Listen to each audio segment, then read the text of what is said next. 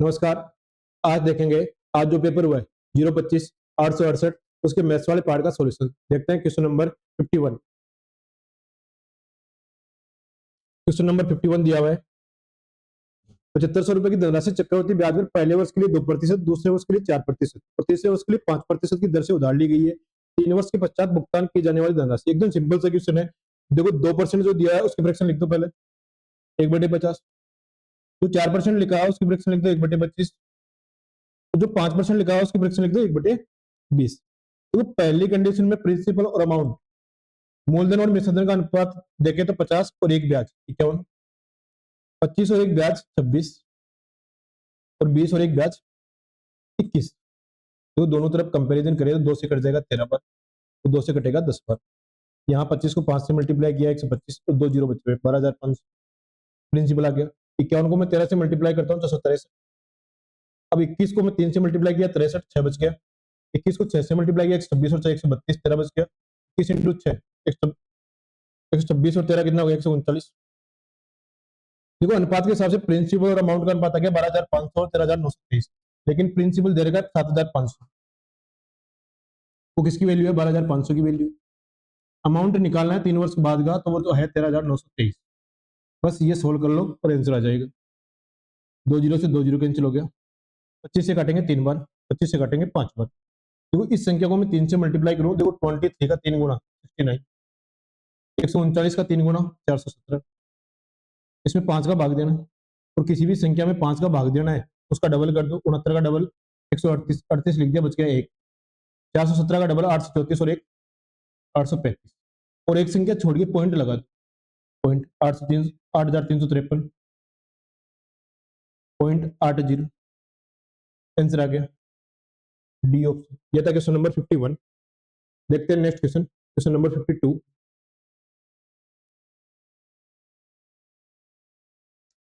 यहाँ बोला किसी वर्ग की परिधि 12 सेंटीमीटर की भुजा एक संभव त्रिभुज का परिमाप तो 2√2 सेंटीमीटर की विकर्ण वाले वर्ग के परिमाप के योग के बराबर है। उस वर्ग का क्षेत्रफल क्या होगा? देखो सर्कल सर्कल की परिधि की बात करें वो होता है 2πr। वो किसके बराबर है? संभव त्रिभुज जिसके परिमाप होता है 3 गुना साइड, प्लस वर्ग का परिमाप जिसका परिमाप होता है 4 गुना साइड।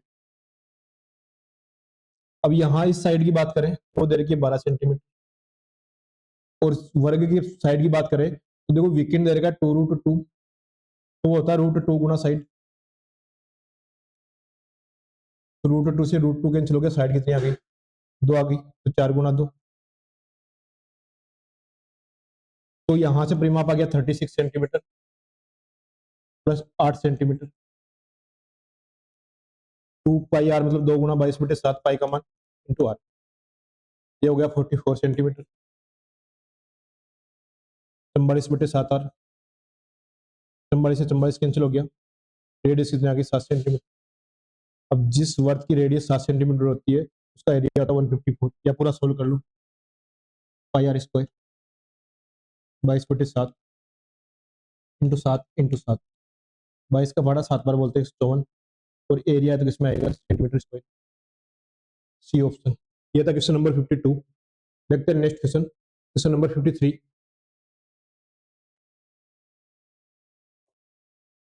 एक्स और वाई जेड अलग अलग एक काम को 15 दिन, 10 दिन और 30 दिन में कर सकते हैं। पहले इनकी एफिशिएंसी लिख लो। देखो एक बार, एक्स वाई और जेड समय लिखे इनका, तो एक्स को समय लग रहा है 15 दिन, 15, 10 और 30। इनका एलसीएम लिया, जो एलसीएम आता है वो टोटल काम होता है, टोटल काम है उसके बाद 30 काम कर रहा है 15 दिन में, तो एक्स एक दिन में 2 काम कर रहा है। 30 काम कर रहा है 10 दिन में, तो वाई एक दिन में 3 काम कर रहा है। 30 में 30 का भाग गया ये। अब बोला है एक्स की सहायता वाई और जेड हर तीसरे दिन, यानी शुरुआत के 2 दिन काम करेगा एक्स, फिर x plus y plus z, और यही क्रम चलता जाएगा। फिर 2 दिन एक्स काम करेगा, फिर x plus y plus z, और ऐसा कब तक चलेगा? जब तक काम कंप्लीट ना हो। देखो यहाँ पहले दिन 2 काम होगा, फिर 2 काम होगा, फिर तीनों काम करेंगे तो 3 2 5 और 1 6 काम होगा, यानी हर 3 दिन में 6 2 8 और 2 10 काम हो जाएगा। करना कितना है? 30। तो 3 गुना अगर काम करना है तो समय भी कितना लगेगा? 3 गुना लगेगा, 9 दिन। एकदम सिंपल सा क्वेश्चन था और आंसर आ गया सी ऑप्शन। ये था क्वेश्चन नंबर 53। देखते हैं next question, question number 54। Question number 54 की बात करें तो यहाँ दिया है, प्रिया ने 2 मिक्सी 1500 रुपए में खरीदे, उसे 1 पर 9% का लाभ, साथ साथ लिखते जाओ। 1 पर 9% का लाभ, दूसरे पे 6% की हानि, और दोनों को मिलाने के बाद, तो दोनों को मिलाएंगे तो एलिगेशन लगेगा। न लाभ ना हानि का मतलब क्या होगा, 0%। लाभ हो तो मिक्सी की लागत मूल्य, देखो प्रॉफिट और लॉस में एलिगेशन लगाते हैं तो सीपी का रेशियो आता है। 9 में से 0 गया 9, तो 0 में से माइनस चल गया 6, 3 से काटेंगे 2 बार और ये 3 बार, तो इनके सीपी का रेशियो आ गया 2:3। B option. ये था क्वेश्चन नंबर 54। देखते हैं next question, question number 55। Question number 55 की बात करें तो दो संख्याओं के मैसेज तथा लेस है, 7 तथा 140 है, यदि संख्या 20 और 45 के बीच की हो तो उन संख्याओं का योग क्या है। तो एकदम सिंपल सा क्वेश्चन है। दो संख्याओं का गुणनफल होता है n1 इंटू n2, तो किसके बराबर होता है, एलसीएम इंटू एस। एलसीएम और एससीएम दोनों अपने को पता है, 7 इंटू, लेकिन n1 और n2 किसके बीच में है, 20 और 45 के बीच। इनको 20 और 45 के बीच में लाने के लिए मैं इसको 4 इंटू 35 लिख दिया, तो ये तो पहली संख्या तो आ गई 7 चौका 28, और दूसरी संख्या आ गई 35, तो दोनों का योग पूछा है तो 63। सिंपल सा क्वेश्चन, आंसर आ गया सी ऑप्शन। ये था क्वेश्चन नंबर 55। देखते हैं next question, question number 56। Question number 56 की बात करें, किसी बांस के 0.1, वो 0.1 का मतलब होगा फ्रैक्शन में।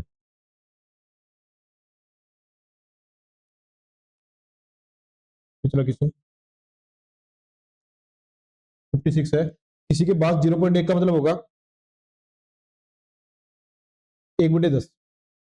देखो 1/10 और 5/8, 10 और 8 का एलसीएम ले लूं मैं 40, तो मैं टोटल बांस की लंबाई मान लेता हूँ 40।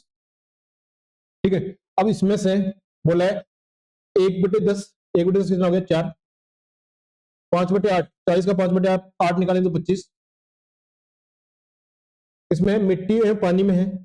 शेष लंबाई देखो, इसमें से 40 में से 29 घटाने के बाद तो शेष लंबाई आई वो कितनी आई, 11, वो दे रही कि 2.75 मीटर, 2.75 मीटर, तो वो कितना गुना है, 25 गुना है 0.25 मीटर। तो 40 का मान निकालना है, तो 40 इंटू 0.25 गुण, पॉइंट हटाऊंगा तो बट्टे में 100, ये कितनी बार गया, 4 बार गया, तो 40 में 4 का भाग देंगे तो कितना आ जाएगा, 10 मीटर। सिंपल सा क्वेश्चन है, ए ऑप्शन। ये था क्वेश्चन नंबर 56। देखते हैं नेक्स्ट क्वेश्चन, क्वेश्चन नंबर 57। 57 की बात करें तो यहाँ दिया हुआ वितरण का माध्य 21 है, मानक विचलन 7 है, गुणता भिन्नता का मान क्या होगा। तो गुणता भिन्नता इंग्लिश में बोलते हैं को एफिशिएंट वेरिएशन, और जब स्टैटिक्स में लिखवाया था वो लिखवाया था सीवी के नाम से।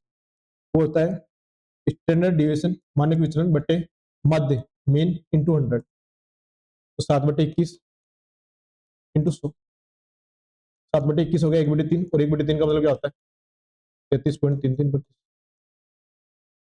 सी ऑप्शन। ये था क्वेश्चन नंबर 57। देखते हैं नेक्स्ट क्वेश्चन, क्वेश्चन नंबर 58।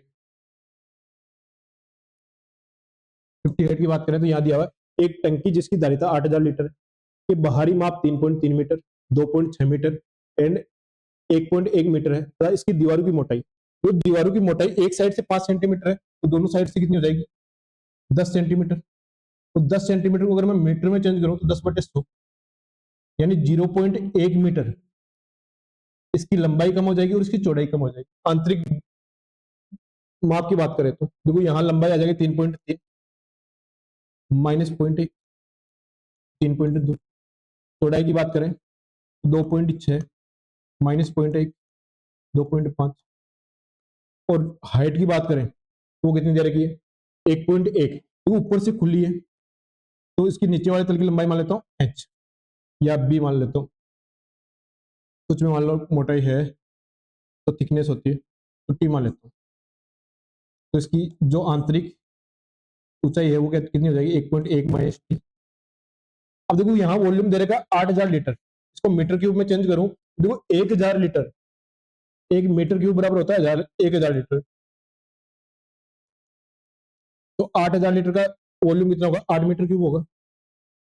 अब वॉल्यूम होता है लंबाई इंटू चौड़ाई इंटू ऊंचाई, तो यहाँ से वॉल्यूम की बात करें तो 3.2 इंटू 2.5, 2.5 इंटू 1.1 माइनस टी, वो दे रखा है 8, 3.2 और 2.5 को मल्टीप्लाई करेंगे तो 8 आएगा, 8 से 8 कैंसिल हो जाएगा, 1.1 माइनस टी बराबर 1, तो यहाँ से टी आ गया 0.1 मीटर,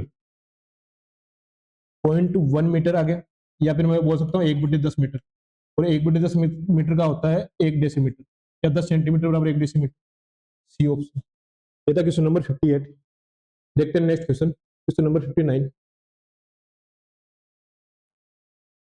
क्वेश्चन नंबर 59 की बात करें तो यहाँ दिया हुआ 3 आदमी ए बी और सी 1760 मीटर परिधि वाले वर्ग के गोल, तो यहाँ डिस्टेंस है 1760 मीटर। ठीक है, पहले की स्पीड दे रखी है 160 मीटर पर मिनट, दूसरे की दे रखी है 120 मीटर पर मिनट, और तीसरे की दे रखी है 105 मीटर पर मिनट। एक ही दिशा में जाते हैं, एक ही समय पर चलना शुरू करते हैं, तो वो कितने समय बाद एक साथ मिलेंगे? जब भी एक साथ मिलने की बात आए तो वो आती है एलसीएम, और एलसीएम किसका लेना होता है? समय का। अब यहाँ ए का समय निकाले 1760/160, बी का समय निकाले 1760/120, और सी का समय निकाले 1760/105। अब देखो यहाँ जितना जल्दी सोल्व करोगे उतना जल्दी आंसर आ जाएगा। यहाँ 1 0 से 1 0 कैंसिल हो गया, 11 मिनट लगेगा। 1 0 से 1 0 कैंसिल हो गया, 4 से काटेंगे 44, तो 4 से काटेंगे 3 बार, 22/3 मिनट आ गया। यहाँ 5 से काटेंगे 352, ठीक है, तो 5 से काटेंगे 21। तो देखो इनका एलसीएम अगर लूं तो ऊपर वालों को तो एलसीएम लेना है, तो 12 44 और 352 का एलसीएम कितना आ गया? 352, और नीचे वालों का एचसीएफ लेना है, तो 1 3 और 21 इनका एचसीएफ कितना आया? 1 है, 352/1 मिनट, ये कितना आ जाएगा? 352 मिनट। ये क्वेश्चन, इस क्वेश्चन का आंसर है बी ऑप्शन। ये था क्वेश्चन नंबर 59। देखते हैं next question, question number 60। Question number 60 की बात करें तो यहाँ दिया हुआ है x प्लस 1/4x बराबर 3/2, find the value of 8x³ plus 1/8x³। क्योंकि यहाँ एक चीज गौर करोगे तो 8x³ किसका क्यूब है? 2x का क्यूब है, तो यहाँ भी किसका क्यूब है? 2x का क्यूब है, तो दोनों जगह क्या होना चाहिए? 2x। और यहाँ दोनों जगह 2x लाने के लिए मैं पूरी इक्वेशन को 2 से मल्टीप्लाई कर, तो 2 से मल्टीप्लाई करोगे तो यहाँ बन जाएगा 2x प्लस 1/2x बराबर 3। अब देखो एक चीज लिखवाई थी p plus 1/p is equal to n दे रखा हो, तो p क्यूब प्लस 1/p³ वो क्या होता है? n का क्यूब माइनस 3n, और n की जगह यहाँ कितना दे रखा है? 3 का क्यूब माइनस 3 गुणा 3, तो 27 माइनस 9 कितना हो जाएगा? 18। सिंपल सा क्वेश्चन था, और आंसर क्या आ गया? A option. ये था क्वेश्चन नंबर 60। देखते हैं next question, question number 61। Question number 61 की बात करें तो यहाँ दिया हुआ है यदि द्विघात समीकरण x² plus px plus q बराबर 0 के मूल क्रम से tan 30 प्लस तथा tan 15 है, तो 2 प्लस q माइनस p का मान क्या होगा? क्योंकि द्विघात समीकरण की बात करें तो किस फॉर्म में होता है? ax² plus bx plus c बराबर 0 इस फॉर्म में होता है। इसके मूल अगर अल्फा और बीटा है तो मूलों का योग होता है माइनस b/a, और गुणनफल क्या होता है? अल्फा इंटू बीटा बराबर c/a। ये द्विघात समीकरण में पढ़ा था, और ये चीज यहाँ काम आएगी। तो यहाँ कंपेयर करें तो a की वैल्यू 1 होगी, b की वैल्यू यहाँ p होगी, और c की वैल्यू यहाँ क्या होगी? q होगी। और यहाँ अल्फा की वैल्यू दे रखी है tan 30, और बीटा की वैल्यू दे रखी है tan 15। सिर्फ वैल्यू रखनी है, आगे काम हो जाएगा। यहाँ से tan 30 प्लस tan 15 की बात करें तो माइनस b/b की जगह क्या है? p है, तो माइनस p आ जाएगा। तो tan 30 इंटू tan 15 मूलों का गुणनफल वो क्या होता है? c/a, और c की जगह क्या दे रखा है? q दे रखा है। तो देखो tan a प्लस b और tan a tan b कौन से फॉर्मूले में आता है? tan a प्लस b के फॉर्मूले में आता है। क्या होता है formula? tan a plus tan b बटे में 1 minus tan a tan b। ठीक है, अब देखो a की जगह मैं 30 रख दूं और b की जगह में रख दूं 15, तो यहाँ तो बन जाएगा tan 45, उसकी वैल्यू कितनी होती है? 1। यहाँ सोल्व करें तो tan 30 plus tan 15 minus 1 minus tan 30 tan 15 को सोल्व करेंगे तो इसकी वैल्यू दे रखी है माइनस p, और इसकी वैल्यू दे रखी है q, minus p/1 minus q, और इसके बराबर क्या दे रखा है? a। क्रॉस मल्टीप्लाई करेंगे तो minus p is equal to 1 minus q, और क्यू इस तरफ आएगा तो प्लस का हो जाएगा, q minus p is equal to 1। अब क्यू माइनस पी की वैल्यू अगर अपने पास आ गई तो क्वेश्चन में क्या पूछा है, 2 प्लस क्यू माइनस पी, इसकी जगह 1 रख दो, 2 और 1 3। ये था क्वेश्चन नंबर 61 और आंसर आ गया ए ऑप्शन। देखते हैं next question, question number 62। Question number 62 की बात करें तो यहाँ दिया P बराबर 2 sin थीटा बटे 1 plus cos theta plus sin theta, तक Q बराबर cos थीटा बटे 1 प्लस sin थीटा। तो यहाँ रिलेशन बताना किसमें, P और Q में। थीटा की बात करें तो थीटा का मान रखना है यहाँ 45, और जैसे ही थीटा का मान 45 रखेंगे आंसर इजी हो जाएगा। यहाँ देखो 2 sin पे था, इसकी बात करें तो होता है 1 बटे root 2, 1 plus 1 by root 2 plus 1 upon root 2, ये पी की वैल्यू आ जाएगी। यहां से सोल्व करें तो ये आ जाएगा रूट 2 बटे में 1। यहां बात करें तो रूट 2 प्लस 2 बटे में रूट 2। अब देखो यहां सोल्व करेंगे, अच्छा यहाँ 2 आएगा तो ये तो यहाँ इससे मल्टीप्लाई हो जाएगा और ये चला जाएगा ऊपर, तो रूट 2 को रूट 2 से इंटू करेंगे तो आ जाएगा बटे में आ गया रूट 2 प्लस 2। अब नीचे वाले में से रूट 2 कॉमन ले तो ऊपर तो बच जाएगा रूट 2, तो यहाँ बचेगा रूट 2 प्लस, तो पी की वैल्यू आ गई रूट 2 प्लस 1। और क्यू की वैल्यू अगर निकालें, क्यू की वैल्यू अगर निकालें तो 1 बाई रूट 2 बटे 1 प्लस 1 बाई रूट 2। इसको सोल्व करेंगे तो बचेगा 1 अपॉन रूट 2 प्लस 1। कैसे, ये देखो यहाँ रूट 2 आ जाएगा, रूट से रूट 2 कैंसिल हो जाएगा, ये क्यू की वैल्यू आ गई। अब पी और क्यू को अगर मैं ऐड करूं तो रूट 2 बटे root 2 plus 1, 1 upon root 2 plus 1, ये क्या आ जाएगा रूट 2 प्लस 1 बटे 1। तो पी और क्यू का ऐड कितना आएगा, डी ऑप्शन। ये था क्वेश्चन नंबर 62। देखते हैं नेक्स्ट क्वेश्चन, क्वेश्चन नंबर 63।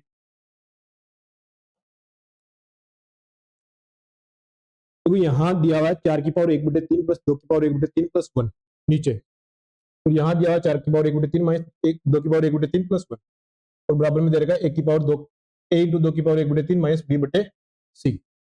तो यहाँ 2 की पावर 1 बटे 3, इसको अगर मैं p मान लूं और q की वैल्यू में मान लेता हूँ 1 मान लेता हूँ, तो यहाँ देखो 2 की पावर 1 बटे 3 का स्क्वायर लिखा हुआ है, क्योंकि 2 की पावर 1 बटे 3 का स्क्वायर करोगे तो 2 का स्क्वायर 4, 4 की पावर 1 बटे 3, यहाँ नीचे लिखा हुआ है तो कुछ लिख लेता हूँ 1 अपॉन पी स्क्वायर, 2 की पावर 1 बटे 3 इंटू 1 कर देता हूँ, क्या आ जाएगा P Q plus Q square. ऐसे आगे वाले को सोल्व करूँ 1 upon P square minus P Q plus Q square. ठीक है, अब मैं यहां से p माइनस क्यू को ऊपर नीचे मल्टीप्लाई कर दूं, और यहां में p प्लस क्यू से ऊपर नीचे मल्टीप्लाई कर दूं, तो नीचे एक चीज का गौर करोगे तो ये तो होता है formula p cube minus Q cube का, एलजेब्रा में लिखवाया था, और ये फॉर्मूला होता है p cube plus Q cube का। अब देखो यहां आ जाएगा 2 की पावर 1 बटे 3 माइनस 1, 2 की पावर 1 बटे 3 का क्यूब करें तो 2 आ जाएगा, और 1 का क्यूब आ जाएगा 1, ये 2 की पावर 1 बटे 3 प्लस 1, तो 2 की पावर 1 बटे 3 का क्यूब करेंगे 2, और ये आ जाएगा 1, बटे में क्या आ जाएगा 2 और 1 को जोड़ेंगे तो 3 आ जाएगा। ठीक है, ये नीचे आ गया 1। अब इनका एलसीएम लिया तो कितना आ गया 3 आ गया। अब 3 को इससे मल्टीप्लाई करेंगे 3 इंटू 2 की पावर 1 बटे 3 माइनस 3, आगे लिखा हुआ है 2 की पावर 1 बटे 3 प्लस 1, तो 2 की पावर 1 बटे 3 बार है और 1 बार है, तो 2 की 4 इंटू 2 की पावर 1 बटे 3। ठीक है, और माइनस 3 प्लस 1 कितना हो जाएगा -2 और बटे में 3। अब देखो दूसरी तरफ जो लिखा हुआ है वो लिखा हुआ है a इंटू 2 की पावर 1 बटे 3 माइनस b बटे में c। जहां a लिखा हुआ है यहाँ लिखा हुआ है 4, 4 लिखा हुआ है, जहां b लिखा हुआ है यहाँ लिखा हुआ है 2, तो जहां c लिखा हुआ है वहां लिखा हुआ है 3, तीनों का योग पूछा, 4 और 2 6, 6 और 3 सी ऑप्शन। अच्छा क्वेश्चन था और आंसर आ गया सी ऑप्शन। ये था क्वेश्चन नंबर 63। देखते हैं next question, question number 64।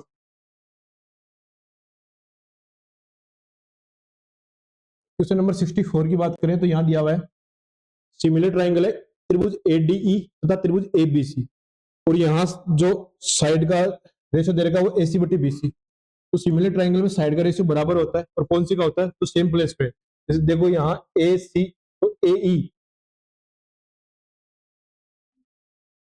BC मतलब DE, ठीक है। अब यहाँ पूछा है DE बटा AE, तो दोनों तरफ उल्टा कर देता हूँ तो BC बटे AC बराबर क्या होगा DE बटे AE।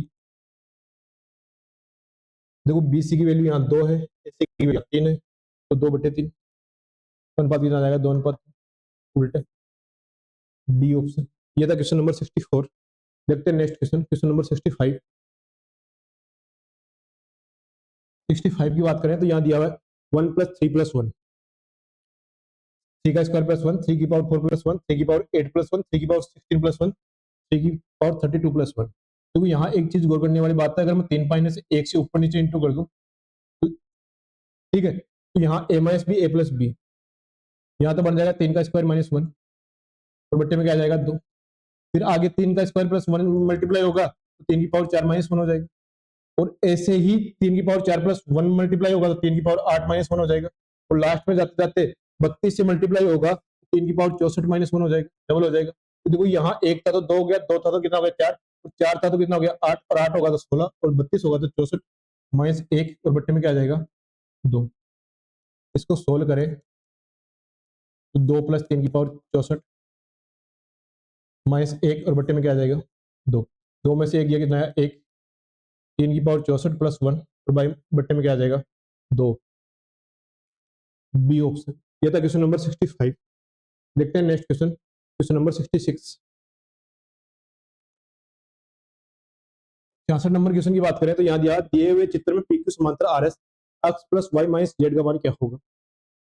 देखो दोनों समांतर है, इसको मैं आगे बढ़ाऊं तो ये कितना हो जाएगा 180 माइनस एक्स, क्योंकि एक ही रेखा पे बने कोण 180 डिग्री होता है।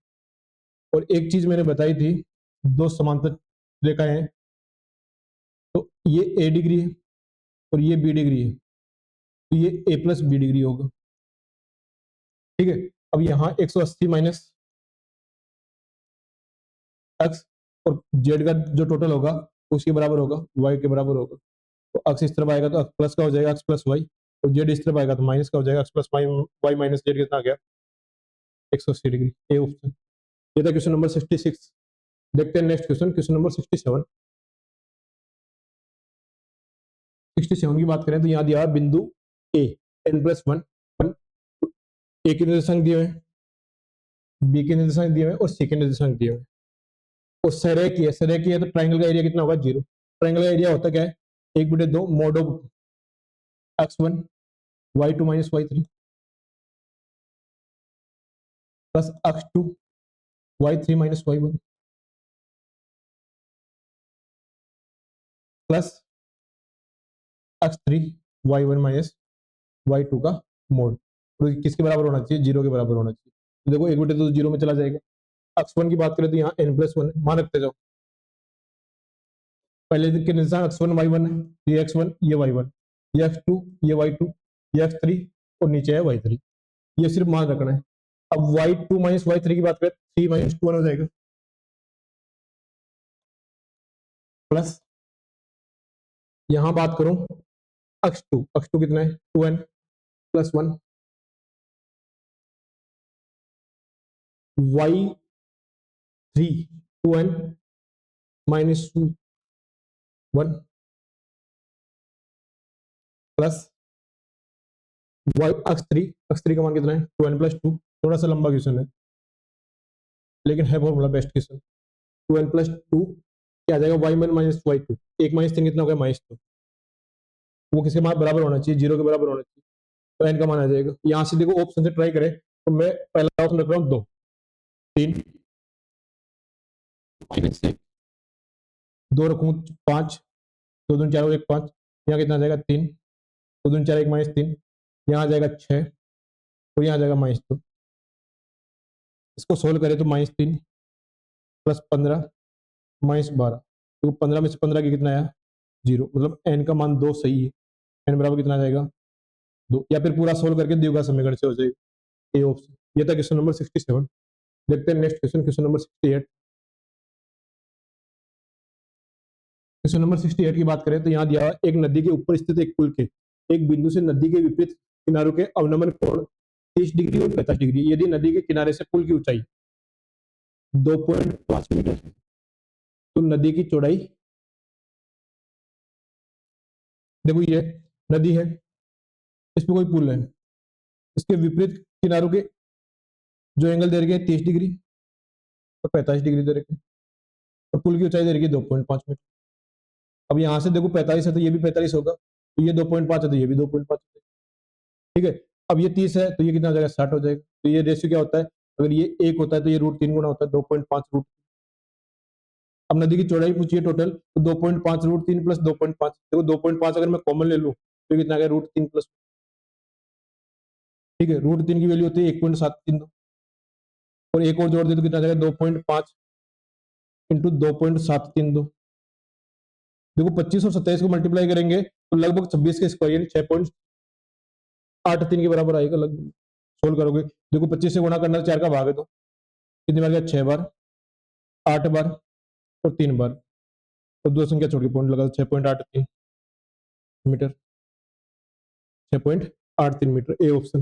ये था क्वेश्चन नंबर 68। देखते हैं नेक्स्ट क्वेश्चन, क्वेश्चन नंबर 69।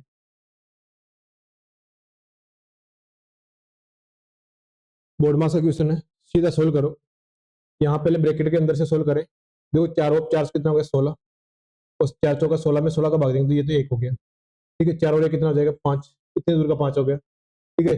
4 में 4 का भाग दिया 1, और 1 इंटू 4 कितना हो जाएगा, 4। 5 में से 4 गया कितना है, 1, यानी बाहर वाले को सोल्व करने के बाद 1 आए। अब यहाँ सोल्व करें तो 3 दूनी 6, और 6 में 6 का भाग दिया 1, ठीक है। तो 1 को मैं 2 से मल्टीप्लाई करूंगा तो 2, और यहाँ कितना आया था, 2 में 1 का भाग दो, एकदम सिंपल सा क्वेश्चन है, डी ऑप्शन। ये था क्वेश्चन नंबर 69। देखते हैं next question, question number 70। Question number 70 की बात करें तो 3 दरवाजों में से एक में कार छिपी है, बाकी में बकरी है। एक प्रतियोगी एक दरवाजा चुनता है, मेजबान जो जानता है कि हर दरवाजे के पीछे क्या है, एक बकरी छुपाने वाला दरवाजा खोलता है। अगर प्रतियोगी प्रतियोगी अपनी पसंद बदलता है तो कार जीतने की संभावना क्या है। देखो एक कार है और बाकी बकरियां हैं, यानी 2 बकरियां हैं, टोटल कितने हैं, 3 है। तो एक कार की जो प्रोबेबिलिटी है वो 1/3 है, और बकरी की जो प्रोबेबिलिटी है वो 3 में से कितनी हो सकती है, 2, ठीक है। अब क्या बोला है, दरवाजे के पीछे क्या है, बकरी छुपाने वाला दरवाजा खोलता है। अगर प्रतियोगी अपनी पसंद बदलता है तो वो पसंद बदलेगा तो जो बकरी की प्रायिकता है वो तो हो जाएगी कार की, और जो कार की प्रायिकता है वो उसकी हो जाएगी, बकरी की हो जाएगी। या आप किसी पूछिए कार जीतने की संभावना, अब पसंद बदलने के बाद कार की जीतने की संभावना कितनी आ गई, 2/3, सी ऑप्शन। ये था क्वेश्चन नंबर 70। देखते हैं next question, question number 71। Question number 71 की बात करें तो यहाँ अष्टाधारी संख्या 3 4 5 1 को उसके समतुल्य दशमलव संख्या में, देखो अष्टाधारी ऑक्टल में चेंज करने के लिए मैंने एक चीज बताई, 3 4 5 1 अलग अलग लिख लो। यहाँ 8 की पावर 0 से शुरू करना, 8 की पावर 1, 8 की पावर 2 और 8 की पावर 3। अब यहाँ देखो 8 की पावर 3 को लिख दिया मैंने 512, 8 की पावर 2 को लिख दिया मैंने 64, और 8 की पावर 1 को लिख दिया 8, और ये 8 की पावर 0 कितना होता है 1। तो 512 को मैं 3 से मल्टीप्लाई करूँ 1536 एड करते जाना, प्लस 64 को मैं 4 से मल्टीप्लाई करूँ कितना आ जाएगा 256, और 8 को मैं 5 से मल्टीप्लाई करूँ कितना आ जाएगा 40, और 1 को इसको सोल्व करेंगे तो 6 और 6 12, और 0 लास्ट में कितना आएगा 3 आएगा। कौन सा ऑप्शन है, डी ऑप्शन 1833। ये था क्वेश्चन नंबर 71। देखते हैं नेक्स्ट क्वेश्चन, क्वेश्चन नंबर 72। 12,000 रुपए की राशि प्रतिवर्ष एक निश्चित दर से 3 वर्ष में 20,736 हो जाती है, क्योंकि प्रिंसिपल 12,000 है, अमाउंट 20,736 है। तो पहले तो इनका रेशियो निकाल लो, रेशियो निकाले तो 12 से काटा तो कितनी बार गया, 1000 बार, और 12 से काटा तो 1 बार, 6 बार, 20,736 है, 1 बार, 87 में कितनी बार गया, 7 बार, फिर 3 बार, 1728। तो 3 साल है तो मैं क्यूब रूट ले लेता हूँ, यानी प्रिंसिपल पहले 10 था, कितना हो गया 12। अब कितने साल बाद में पूछा है, 2 वर्षों में कितना हो जाता है, तो जो 1 साल 10 से 12 था, 2 स्क्वायर कर दो, यानी अगर प्रिंसिपल 100 था तो कितना हो जाएगा, 144 हो जाएगा। तो प्रिंसिपल कितना दे रखा है, 12,000 दे रखा है, मतलब कितना गुना दे रखा है, 120 गुना। तो 144 का 120 गुना करें, देखो 12 का स्क्वायर और 12 से मल्टीप्लाई करें, 12 क्यूब 1728, 17,280 रुपये। एकदम सिंपल सा क्वेश्चन, सी ऑप्शन। ये था क्वेश्चन नंबर 72। देखते हैं next question, question number 73। Question number 73 की बात करें तो वर्ष 2002 से 2003 तक कंपनी के व्यय में कितनी प्रतिशत की वृद्धि हुई। 2 से 3, वे कौन सा है, ये वाला है। वे 30 था, कितना बढ़ गया, हो गया 40 हो गया, 10 बढ़ गया कितने पे, 30 पे। 1/3 को क्या लगता है, 33 से 1/3। ये था क्वेश्चन नंबर 73। देखते हैं नेक्स्ट क्वेश्चन, क्वेश्चन नंबर 74। वर्ष 2002 में कंपनी की आय, 2002 में कंपनी की आय सफेद वाली 40, कितनी है 40, किस वर्ष के व्यय के बराबर थी। व्यय देखे तो देखो 40 2003 में था, तो 2003 के बराबर थी। ये था क्वेश्चन नंबर 74। अब देखते हैं आज के पेपर का last question, question number 75। Question number 75 की बात करें, एक गोल मेज पर 10 व्यक्ति बैठे, संभावना क्या है कि 2 विशेष व्यक्ति एक साथ बैठते। देखो सबसे पहले तो टोटल संभावना निकालूं, तो अगर गोल मेज की संभावना मैंने बताई थी n व्यक्ति बैठते हैं तो फैक्टोरियल n-1, तो यहाँ कितने व्यक्ति बैठे, 10, तो टोटल संभावना हो गई फैक्टोरियल 9। ठीक है, अब 2 व्यक्ति एक साथ बैठने हैं तो वो कितने प्रकार से बैठ सकते हैं, 2 व्यक्ति, और एक व्यक्ति बैठ गया तो कितना बच गया, 8 प्रकार से बैठेंगे, फैक्टोरियल 8। ये इसकी प्रायिकता आ जाएगी, प्रोबेबिलिटी फैक्टोरियल 8 इंटू 2 इंटू 1। अब मैं इसको 9 इंटू फैक्टोरियल 8 लिख सकता हूँ, 8 से 8 कैंसिल हो गया, तो क्या बचा, 2/9, 2/9। कौन सा ऑप्शन है, बी ऑप्शन। ये था 025 868 के मैथ्स वाले पार्ट का सॉल्यूशन। ठीक है, आज के लिए इतना ही।